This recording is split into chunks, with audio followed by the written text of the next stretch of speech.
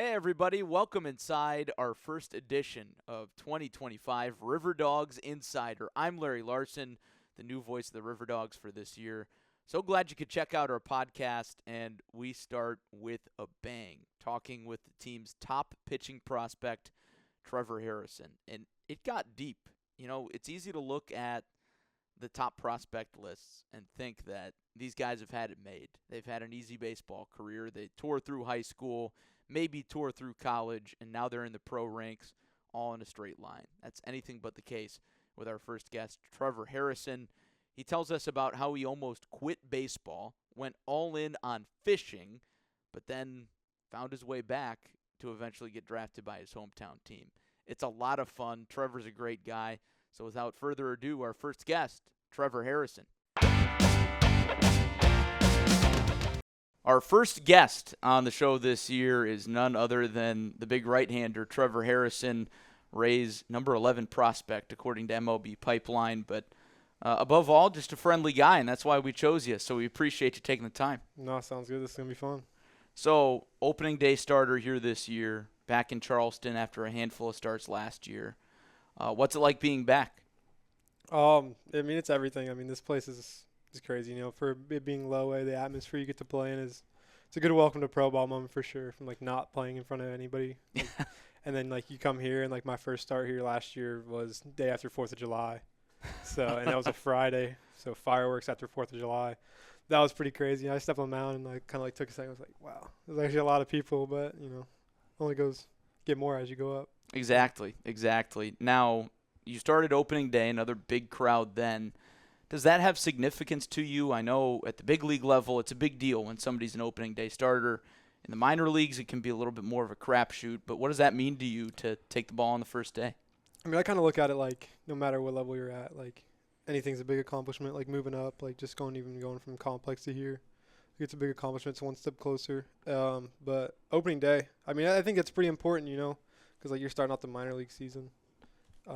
It was fun. It was cool when they told me that I was going to start opening day. I feel like it was like an accomplishment. Yeah. Because, you know, we got a lot of good arms on this team. So, like, that they want me to start opening day was pretty cool. How do you feel about your first three starts as we're recording this right now through three? First three, I mean, the last two have been pretty good. First one, you know, got off to a little rocky start, but, you know, it's just the beginning. But, yeah, it's just the beginning. You got a lot. It takes a long time to have a good season, but it takes a long time to have a bad season, too. So, you just got to each start, just try and get better. No doubt about that. Now, you mentioned a lot of good arms on this team, especially right now. We've got a 20-inning scoreless streak going as of recording. It's funny because baseball is so individualized, but, of course, it is a team sport at the end of the day. What do you make of the team element of pitching when you're in minor league baseball and the focus is on individual development? What do you learn from your teammates, and how do you kind of feed off them? You learn a lot, like just even if it's just like sitting in the locker room talking pitches or, you know, talking approach and stuff like that. I mean, we're all here to learn, you know. I mean, if we knew everything, we'd be in the big leagues and we'd be one of the best, you know. So we can always learn from each other, you know, especially being like a younger guy. And, you know, we're drafting college pitchers and stuff like that, guys who have dealt with some stuff like that, thrown long innings before or thrown like a high amount of innings in the season and stuff like that. It's good to talk to them, pick their brains and stuff, figure their stuff out. But it's great, you know, like you said, like our pitching staff is really good here. Like we got a lot of good arms, like guys with pretty good potential. So just trying to learn a lot from them, and you know, it's great having like guys like that. Taking a step back, the number one thing, if you Google Trevor Harrison, it's that he grew up a Rays fan in the Tampa area. Whose jersey did you have growing up? Kind of walk us through your fandom when you were a kid. So I had an Evan Longoria jersey for a long time. That was my favorite player growing up for sure. Loved watching him. Always, every time it was like Longoria. I would have wore number 3 growing up if it wasn't taken on my team already. But yeah, I mean, I was a huge Longo fan. Still am to this day, even though he's not playing anymore. Of course. But I love watching his stuff. I mean, I used to try and hit like him when I was younger. When I used to hit, I used to try and hit upright like that. But yeah, he was definitely like my favorite player growing up for sure. Was there a point where the Rays kind of sucked you in, a particular win or particular playoff clincher? I wouldn't say like particular moment, but like growing up there, like you have the Bucks games, you have the Lightning games, and you have the Rays games. Like I never really liked hockey or baseball or football, so I was always like baseball. Like I just want to go play baseball, watch baseball, breathe baseball. So I think that was just like, growing up, like, and it being so close to the Trop. Like I was closer to the Trop than I was to Raymond James or Emily Arena. So it was easy drive to get there, and I just breathed baseball when I was younger. So I wouldn't say a particular moment, but one I can think of is the Longo walk-off. Like that. Of course. Like that was probably like one of the coolest moments. I remember watching that. But not like a particular moment, just growing up and like my whole life I wanted it to be baseball. Yeah. So, and having them, and they were really good. I mean, they're going to be contenders this year for sure. But growing up and like having them and like Longo, David Price, all these guys, like screw up and just made me fall in love with the game more. Anytime there's a moment where you can say the walk-off, the Longo walk-off, and everybody knows what you're talking about, I think that's a pretty good moment. Yeah, no, for sure, yeah. Now, you mentioned breathing baseball and wanting to live baseball. I understand your journey hasn't exactly been linear, especially when you were in high school. You almost quit baseball. Tell me that story. So my freshman year, my high school, we didn't have a JV team. So, and we had like a lot of seniors. So I didn't even try out. I was like, you know what, like I'm not the best player. I don't even want to go out there and like waste my time. I'm going to go like practice, try and get better, be there for next year. Next year came around. I made the team. I was like, all right, cool. Like, let's go. I didn't play at all. I think I threw like 2 innings. I didn't even get any ABs because I was a hitter then. So I didn't even get any at-bats. I had like 3 innings maybe pitched against and we were winning like probably like almost on a run rule. So I didn't pitch much. And then when playoff time came around, you can only have a certain amount of guys on the team, and I got cut. So I was like, all right, like whatever. And kind of just not playing and not playing the game for a little while. It's like, maybe I don't want to play this game. Like maybe I kind of want to do something. Growing up in Florida, like I was fishing a lot, and I was fishing with my brother, and I just fell in love with that. And I was like, this is great. Like baseball's cool and all. I can always go watch a game and stuff like that. Like all my buddies still play and whatever. So I just started fishing, and then I broke my hand, and it was my right hand. So I wasn't throwing a baseball. I wasn't doing nothing. So for probably around I think it was 12, 13 weeks, I just had a cast on my hand and did the summer, and I was like, you know what, like maybe I don't want to play baseball anymore. I was pretty happy just like kind of being a kid and stuff like that, running around with my friends who didn't play sports and stuff, fishing every day. And then I got cleared from my doctor about my hand. He's like, if you want to go back and play, like you can, whatever. And I was like, all right, cool, thanks. And one of my travel baseball coaches, he always believed in me. Like even from when I was a kid, like I've known him forever. He called me and was like, hey, like we need one more person to be on a tournament. Like you come hit, pitch, do whatever you want. We just need like one more guy. And I was like, like I don't know. Like I haven't played in like 13 weeks. Like probably not, whatever. And my mom was telling me about it. She's like, why don't you just do it? She's like, what's the worst that happens? Like, if you don't like it anymore, like, you go up there, we have a good trip out of it and whatever. And if you don't like it, you come home and just go back to doing what you're doing. She's like, but what if you like it again? Like, what if you want to keep doing this? And I was like, all right, like, I'm not going to argue with my mom. Of course not. No. And so he went. Well, actually, before, he was like, I need to know if you can throw. I haven't thrown a baseball in 12, 13 weeks. So I was like, all right. I was like, I think I was like 15 years old. I was like, I still got that rubber arm. Yeah. So I just picked up the ball and just started throwing.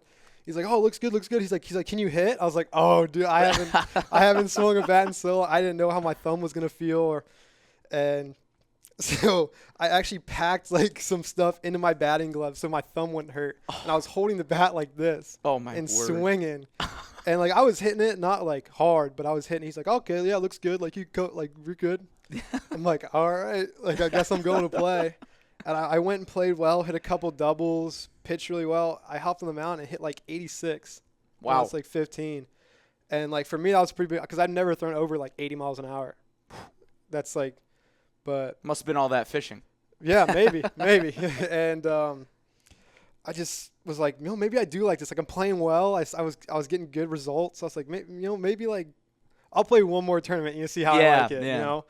I played one more in the fall, and I was like, dang, I really do want to play again because I started playing well. I'm like, wow, maybe I just needed like some time off and and went back playing, transferred schools, to get a better opportunity to play, and worked, just grinded, just weightlifting. Like didn't really know what I was doing in the weight room, but I was like, all right, let me just start lifting weights and get stronger, see what happens. And came on the mound and threw a bullpen one day, hit 87, and in high school, like as a junior, I think that's pretty good. I mean, you see some guys that throw like 95 as a junior, but so what? I mean, I was like, yeah, this is cool. Yeah. Started pitching a little bit more. I was like, yeah, I kind of like this pitching thing. Yeah. Wasn't really hitting too well. Guys started throwing a little harder. I was like, that's too fast for me. So I started pitching more, still trying to hit, still trying to get the hold of things. And junior year, had like a really good year pitching. I had like a 1 ERA. And I started to get some college interest from one of my high school coaches. He helped me out a lot. He actually passed away, rest his soul, but he's a big part of where I'm at in my life right now. But he helped me a lot, like getting like some colleges, like pitching, stuff like that. Because when I stopped on the mound, I was a third baseman, first baseman. I threw sidearm. Like I just didn't even use my leg. I just threw the ball, and like it just came out hard. And then he helped me with my mechanics and stuff like that. And it all started to come along. I started to become a pitcher, not just a thrower. Yeah. And then started pitching from there. Started to get a couple college interests and stuff like that. Schools, I was like, wow, this is pretty cool. I'm talking to like some big Power 5 schools like Miami. I started talking a little bit to like Florida State. And I was like, wow, this is pretty cool. And had a good year. Went into my summer before my senior year. Played really well. I was up to like 92. And I ended up committing to Alabama Birmingham right at the end of my summer going into my senior year. And then I went and played at this tournament in Jupiter, Florida with my travel team. We combined with another team and went there, hit like 93. And like my velo kind of kept going up. And I was like, wow, all right. Like this pitcher thing's going to work out. Like I think I'll be all right. I was committed there at the time. And, I was kind of just thinking to myself like, man, I really don't want to be so far from home. Like, I want to see if I can get the opportunity to play close to home. And so I ended up decommitting. But, I mean, that coaching staff I had there was great. I love those guys still. But ended up decommitting and started talking to Florida State. I started talking to, like, Oregon. I was like, wow, this school's really cool, but this is really far. I was like, I just. But the jerseys. The jerseys, right? The Nike gear. Of course. And then I ended up committing to Florida State. And then played my senior year, had like pretty good senior year, topped out at like 96 my senior year. And now I'm at where I'm at. Ended up getting picked up by the Rays. But that was a pretty cool thing because I didn't think I was going to get drafted. I didn't think I had stock like that. I mean, a couple of scouts would show up at the games here and there, but I didn't think I had stock like that because I just, out of the blue, random kid just popped up throwing 95. Like, I didn't really think they were going to take a chance on me like that. I thought they were going to try and watch me go to Florida State, see how I do and stuff like that. But that's a long and winding road and a lot of people who have kind of helped you along the way. I want to dive into something you mentioned. You started pitching rather than throwing. And I think especially even through high school, guys are just getting out there and throwing. What was the biggest difference for you in learning how to pitch rather than throw, even when you weren't really chasing velocity? I mean, it's a really big difference between throwing and pitching. Like, throwing, like, you're just trying to get the ball there. Like, you don't really care where it goes. You're just trying to get there or whatever. But pitching, like, it's with a purpose. Like, I'm not going to come on the mound here and just throw the ball in there. Like, these hitters are really good. Like, there's probably be a couple balls in that river if I just did that. But pitching, it's like hitting your spots, throwing the right pitches in the right time. Like, your mechanics, like, everything comes down to, like, even when you're not pitching, when you're not on the mound, like doing stuff like that, that's just learning how to pitching, like doing your conditioning, doing your lifting, like taking care of your arm, stuff like that. Like that's learning to pitch, not just throwing the ball. Like, all right, I just threw 20 pitches, whatever. Like pitching is like you throw 20 pitches, you're trying to hit your spots, you're trying to throw certain pitches, you're trying to get guys out. And then it's when you get off the field, like you go do your running after you pitch. You go do your weightlifting, you go take care of your arm. Because like when you're pitching, like, you need your arm. Yeah. Yeah, so you got to take care Somewhat of your important. arm. Yeah, exactly. So, I mean, unless you throw with both, then, like, you can do whatever you want, I guess. But I only throw with one. So that was, like, the biggest thing was learning, like, what to do as a pitcher and not just, like, pitching. You know what I'm saying? Like, being a pitcher, not just pitching. With your point about your draft stock, and you're committed to Florida State, which I know was a really high up for you, considering that your family was Florida State fans, and that brand, especially in the state of Florida, is so massive. When scouts come calling, when they tell you, we're kind of looking at you, what was that process like for you in deciding to pass up an opportunity like Florida State? It was a really hard decision because, like, I was so set on going to Florida State. Like, I was moved into my apartment and everything up there in the summer, like, before the draft. Like, I graduated, and then I want to say it was, like, 2 weeks later, I was up at Florida State, moved into my apartment with my roommates and stuff like that. And I was set on going there. I was like, all right, I'm going to go to Florida State. I was like, I'm going to try and make an impact freshman year, like, put my name out there and just grind through it. And, like, see how things went at Florida State. And, I mean, that was my dream school growing up. Like, I wanted, like, since I was a kid, I was like, I wanted to be like Buster Posey from Florida State. Because when I was a catcher, I was like, I want to be like Buster Posey. I want to go to Florida State. I want to get drafted out of Florida State. And growing up, I didn't even know you could get drafted out of high school, like, growing up. Like, I didn't even know that until, like, my, like, freshman year of high school. I didn't even know you could get drafted out of high school. So, but just it was so hard because, it was my dream to go to Florida State. And, like, then your hometown team, Tampa Bay Rays, picks you. It's like, I was so set on going to Florida State, like, like, leaving, like baseball is my life, but, like, my personal life was there. Like, all of my best friends from my hometown, like, my roommate was one of my best friends. We grew up playing baseball together. So it was really hard to leave that, like, like, the bonds that I had with my friends and stuff like that, and that dream of, like, oh, no, I'm never going to be able to put a Seminole jersey on. Like, that's kind of how to think about it. And it's like, you come to your senses, like, all right, you go in now. By the time your friends that you're the same age with come out, you could be in AA, AAA, possibly the big leagues. Yeah. Like, when they're coming out, and then they're coming, into, like, going to rookie ball and stuff like that. So it's kind of like a thing where you're thinking about, like, all right, am I ready for this now? Yes, I am. All right, let's go do it. Like, if you don't think you're ready, then, like, you're definitely not ready. Like, you have to question whether you're ready or not. Like, I knew I was ready. Like, once they called my name, I was like, yeah, I mean, I know I can come in here and make an instant impact. Like, and, try my best to shoot up in this org as fast as I can. Like, I mean, they don't really move pitchers too fast. They like to take it slow so you can develop because it's a hard game as a pitcher. Like, it's not easy. So, but it was definitely a hard decision at the end of the day, like, to try and, like, figure out where I wanted to go. But I knew, like, this is the ultimate dream.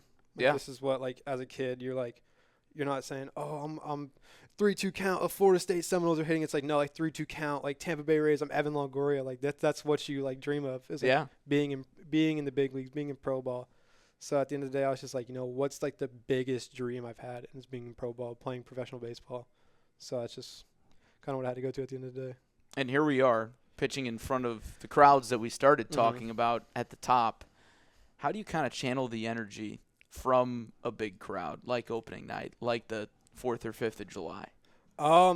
It's my first time.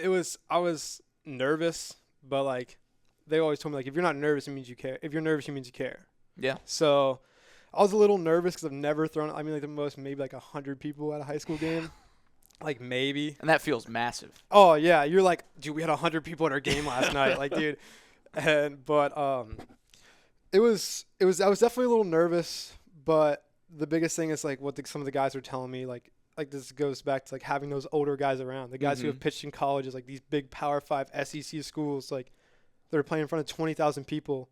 They're like, just don't look at the crowd, like, take it in for sure, but, like, just focus on, like, pitching, like, focus on the game. Don't focus on what's going outside the lines because, like, you're not playing on the other side of those lines. You know?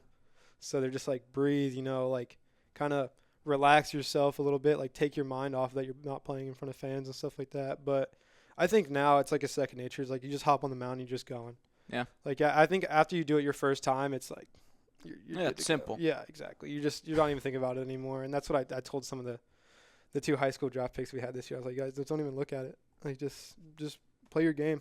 Like, It's gonna happen either way. If you play well, like, then like, you hit a double or something like that, you'll hear them for sure because they're gonna be crazy. But like, like they're gonna be the first. Like the fans are gonna be the first to like pick you up when you do something good. But they're also gonna be the first. Like if you strike out, like, you're gonna hear the boos and stuff like that. So like when you hear that, just block it out. Just play your game. But with the Rays pitching philosophy, that's something that I've heard and read a lot about. Had a chance to talk with Jacob Kamatz about it, and how they tell you to just aim middle, and then let your stuff work. I imagine that's kind of contrary to what maybe you've been taught in the past to, try and work off the corners, work at the bottom of the zone, top of the zone. Was that an adjustment for you, and how's that process been?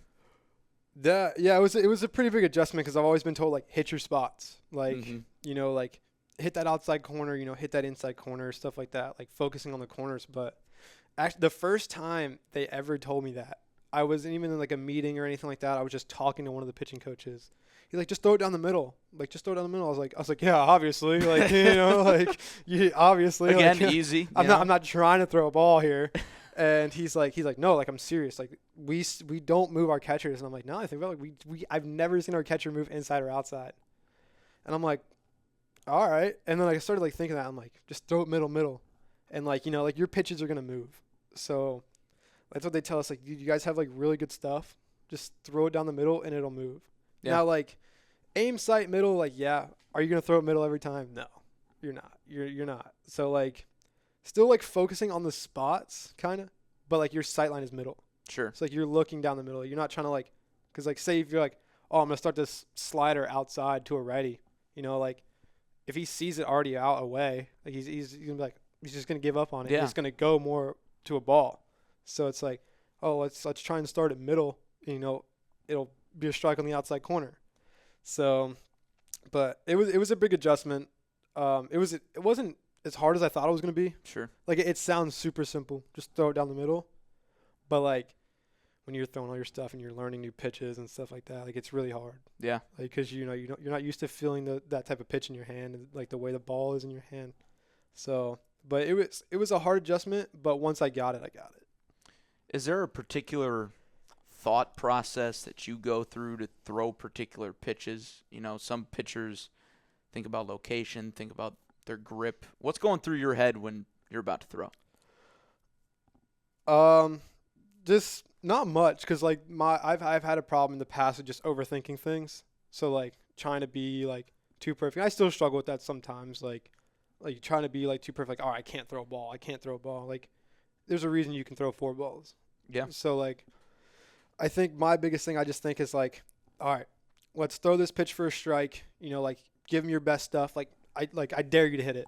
Yeah. I'm gonna throw you my best pitch right here. Like you try and hit it.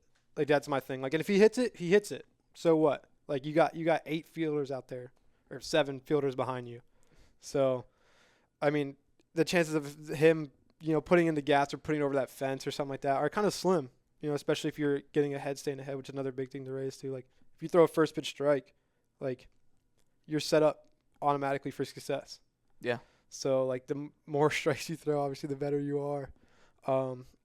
But just kind of like just trying to get ahead. Like I said, like I'm just gonna give you my best pitch. You hit it. Like you hit it, tip your cap. All right, next batter, you're getting my best pitch. So that's kind of just what I think. Like here, it's just like some of my buddies, they'll be like, dude, you got that meet me at the rim heater. Yeah. Like, cause like I throw my fastball at the tent. Like, I mean, it's like, I'm going to throw it to you. Like you try and hit it. Like I'm going to throw it. Like, good luck. I love that. Meet me at the rim heater. Yeah. I've never heard that one before. And it's funny, we talked before opening day. I'm thinking to myself, wow, Trevor, he's really chill, laid back guy. You're out on the mound, and every pitch is meet me at the rim. Mm-hmm. I mean, you're strutting out there after strikeouts. You're dialed in. Yeah. Where does that come from? I mean, you just gotta play loose. I've always been like an emotional player. Like, like celebrating the good. Like, like sometimes like I'll do something bad. I'm like, like they figure out, probably not like, I'm saying a couple other things, of course. But family show here. Yeah. But I think just you're just trying to like give yourself more confidence, because like not trying to be out there and be cocky and like, oh, like I'm the best, because like this game will humble you fast, like really fast. I learned that last year. Like I thought I was the best thing since sliced bread when I hop on the mound, and then I give up a home run. And I'm like, all right, that's a good way to start. Yep. But just trying to give yourself confidence, like especially like if your stuff isn't the best and I get an out, like for instance, like Thursday night, like I got out of that inning, I walked off the mound, and after that, I think it was the third or fourth inning, I had a little bit of trouble, walked a couple guys, my stuff wasn't doing what I wanted it to do. And, I got that final out, walked around, I'm like, come on, like, let's go. Like, it's just, I'm trying to give myself energy. I'm trying to give myself the confidence, like, you're the best out there, like, you can do this. But at the same time, like, like, trying to, like, stay humble, you don't want to get too crazy and stuff like that. But, like, just giving myself the confidence. Just trying to feed the energy, like, because the team sees it. Like, the team feeds off the energy from the pitcher. Like, if they see the pitcher, like, oh, like, I'm doing bad or whatever, and they're like, oh, this guy's domed. Like, he's done. But, like, if they see me, like, kind of hype, walking around, like, shaking my head after a strikeout, like, doing my walk around the mound, like, they're like, oh, yeah. Like, it's contagious. Yeah, and it's another thing, like, showing the other team, like, you're loose. Like I'm not, like, I'm not nervous. Like, I'm not scared to play you guys. Like, I'm gonna do what I do. Like, whether you like it or not, like, I'm gonna do what I want to do. Like, I'm gonna walk around that mound like I just threw a 100-mile-an-hour heater 3 times in a row, and you think I throw a 9-inning perfect game, like the way I walk around the mound. Like, I'm just trying to give myself that confidence and show the other team that like I'm not scared. Like, I'm not nervous to place you. Like, I don't care who's in that box. Like, I really don't. Like, I'm just trying to, like, I'm gonna get you out.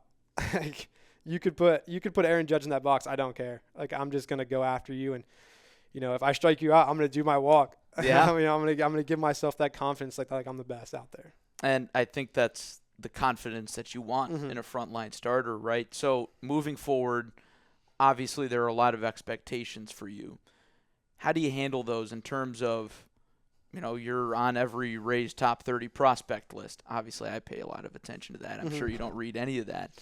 How do you manage those expectations? Because at the end of the day, you got to put up numbers to move up levels, and you want to hit certain timelines and goals. Yeah. I mean, the best thing, like, I've learned is just to try not to think about it as much. Like, there's already enough pressure on you in this game. Like, being a young high school draft pick and, like, coming in here and, like, they're like, all right, we invested into this guy. Like, he's super young. They took the chance on a young guy when they could have went, like, got some guy from the SEC who throws 100 miles an hour already, like, not some 17-year-old kid who touches 95, touches 96, like, with the wind blowing behind him. So just kind of not think about it as pressure. Just think about it as, like, they're giving me this opportunity. Like, I'm going to show them. Because, I mean, I think pressure, I wouldn't say it's a kind of a broad term because, like, of course, like, oh, there's a lot of pressure on this pitch right here. It's like, yeah, there's a guy in scoring position, the game's tied. Like, yeah, it's a lot of pressure. You don't want to be that guy that, like, gives that the lead or, so, but I try to think of it as more as, like, an opportunity, like, to show, because, like, like, being, like, a top prospect or whatever, like, when you do bad, like, that, people are gonna be like, oh, like, he's not doing this, but, like, when you do good, it's like, oh, like, they expect you to do good and stuff like that. So, like, I think just kind of just looking at it as opportunity, to, like, just get people, I don't know how to say this, like, an opportunity to show people that I'm better than they think. Like, people think, oh, he's really good, but, like, he can do this. Like, I'm trying to show you that, like, I'm better.